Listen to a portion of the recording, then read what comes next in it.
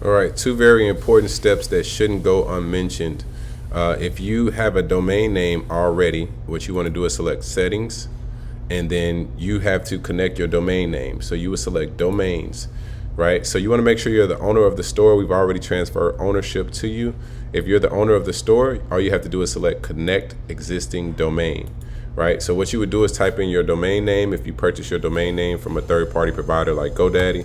So you would do, let's say if your domain name is like mine, coolestnerdever.com, you want to make sure you're doing it without the www dot, you'll select next. Now, because mine is already connected, it won't allow me to go to this next step if I select connect automatically.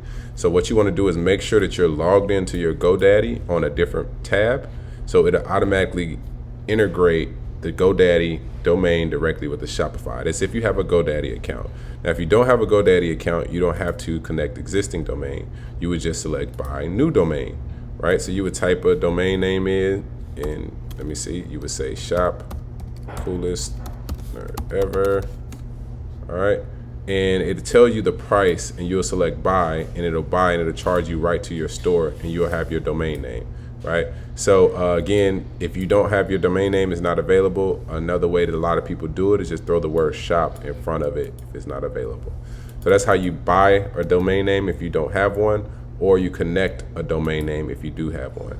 All right, so now we have our other settings here. Now it's important, you have to put your payment processor on file.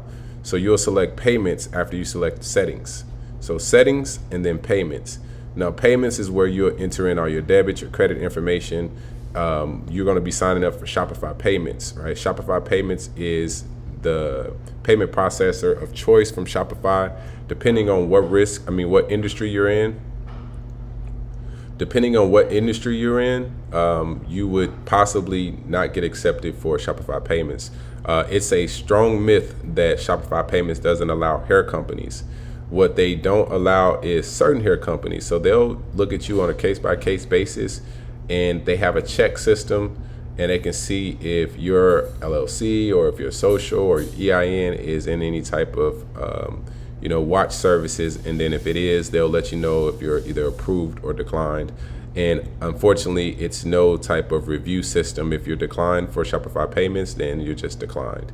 The next option would be, of course, using PayPal Express Checkout, because just because you're declined for Shopify Payments doesn't mean you're declined for Shopify, right? So you can have your PayPal address set up directly, or you can do something like activating Amazon Pay, where they can pay with their Amazon checkout, or you can choose a third-party payment method, right? So you can choose alternative payment, and then this will show you a bunch of different merchants that you can choose to pick from. But of course, you'll have to reach out to these merchants and set up your account. One of the most popular merchants is going to be Authorize.net, but they're not a direct merchant, they're just a merchant processor. So you have to get a merchant in a merchant processor. So if you get declined for Shopify Payments, I'll be completely honest, it is a headache going through this process, setting up a third-party payment processor, but it's what you need to make money. So it kind of is what it is. So that's what you'll have to do if it doesn't work out. Now, also recommend you tapping into some different payment install programs. It's a bunch of different ones out there, and you guys can do your research, or you can dive into our e-commerce course that goes into details on how to properly get approved at all times for Shopify Payments, and also how to get access to merchant accounts that give you amazing rates, and where you're not paying that this high, well, not really a high transaction rate, but you're paying a more reasonable transaction rate outside of using another third-party merchant. Last but not least, of course, users and permissions. So if you want to select this, you can add additional people to your account here with users and permissions. Shipping and delivery and all that other stuff you guys can organize and update. So one of the things that I told you guys I was going to show you at the beginning of the video was how to add a custom video to your home page.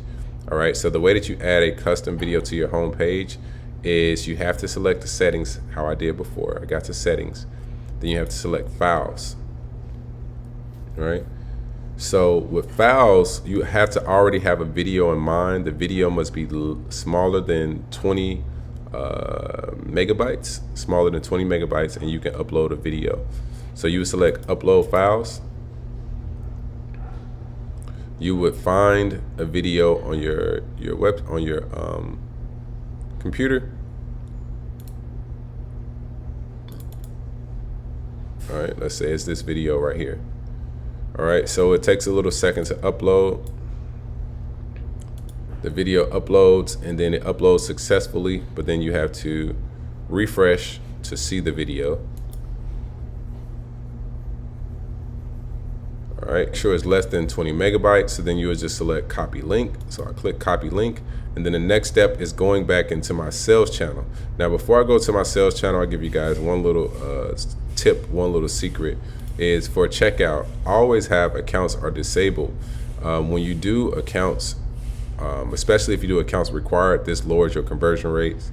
And we go into more details on how to make sure you're always capturing the email and phone number. You'll notice on Shopify, when trying to check out, sometimes it gives customers an either or option, and depending on your business model, that can hurt you. So also in the course, we show how to do a hack on how to always capture your email and your phone number so you won't have any issues with communicating with your customers. Now we'll go back to the actual front end version of the store. So as we say, it says sales channel. I'll just select online store and go back to the back office here. And then I'll select customize, going back into the site. Now remember, I copied that link from the files, right? And then I want to find where my MP4 video is at. So if I select image, that's obviously Imagine. That's not it. That's not it. It's probably right here, video, right?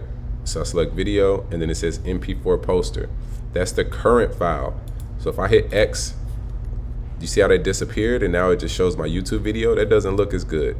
But if I paste, I just hit Command V or Control V, and now it's going to show this video. All right, so all I did was swap out the MP4 poster, and that's how you update the video on your home page. Now, of course, I showed you how to drop the YouTube video in. So if you don't know how to download YouTube videos, again, there's more information inside of the Unicorn course teaching you step by step on how to download videos and use an MP4 poster in your videos. So, all right, that's pretty much all I have for you guys today. Hopefully this information was extremely valuable, and look forward to seeing you at the top.